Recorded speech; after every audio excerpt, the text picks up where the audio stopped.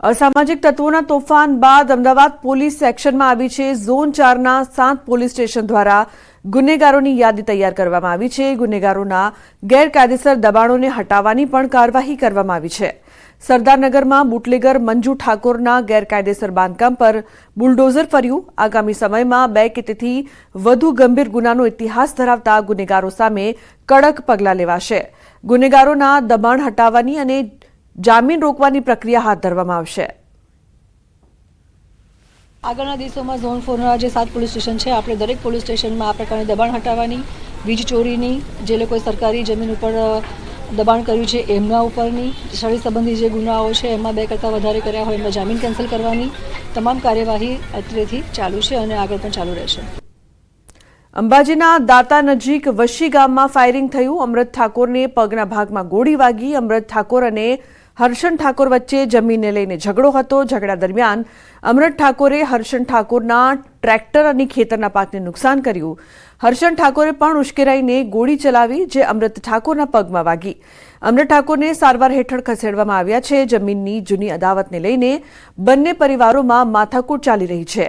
ગામ લોકો સમગ્ર મામલે સમાધાન પણ કરવાના હતા, પરંતુ સમાધાન પહેલા ફાયરિંગની ઘટનાથી મામલો હાલ પોલીસ પાસે પહોંચ્યો છે અને પોલીસે આગળની કાર્યવાહી હાથ ધરી છે। વધુ એક લાંચિયો અધિકારી ઝડપાયો છે। અમદાવાદ સિટી સર્વે સુપ્રિન્ટેન્ડન્ટ લાંચ લેતા ઝડપાયો। ₹7,500ની લાંચ લેતા એસીબીએ રંગે હાથ ઝડપ્યો।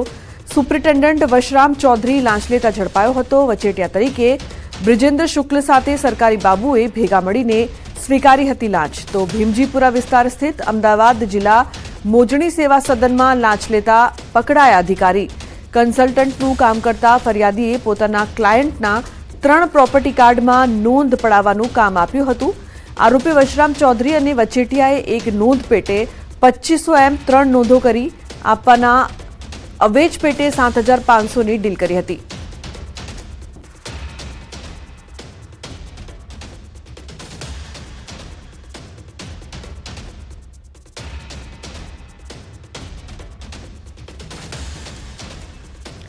તો અનેક સવાલો ઉપસ્થિત થઈ રહ્યા છે। આ સમગ્ર ઘટના બાદ ન્યૂઝ 18 ગુજરાતીના સવાલ, લાંચિયા બાબુ જે પ્રકારથી છે, રાજ્યમાં હવે કેટલા લાંચિયા બાબુ છે? કોઈ પણ જાતનો ડર પણ નથી તેવી વારંવારની ઘટના।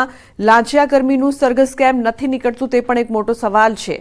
તો લાંચિયા બાબુઓ જે જોવા મળી રહ્યા છે તેમને લઈને કાર્યવાહીની જરૂર। લાંચ લેતા પહેલા કાયદાનો ડર કેમ નથી લાગતો તે પણ એક મોટો સવાલ અહીં ઉપસ્થિત થઈ રહ્યો છે।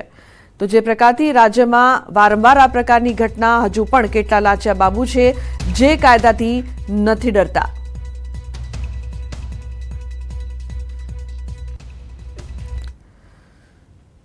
તો દ્વારકામાં પીએસઆઈનું હાર્ટ એટેકથી મોત નીપજ્યું। ટ્રાફિક શાખામાં ફરજ બજાવતા પીએસઆઈનું હાર્ટ થંભ્યું। રાત્રે ડ્યુટી પૂર્ણ કરીને સૂતા બાદ આવ્યો અટેક। પીએસઆઈ નારણ કલોત્રાનું હાર્ટ એટેકથી મોત નીપજ્યું છે। પોલીસ બેડામાં શોકની લાગણી પ્રવર્તી છે।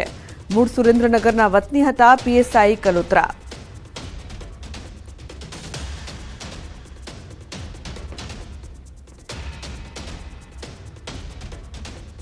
તો બુલેટિનમાં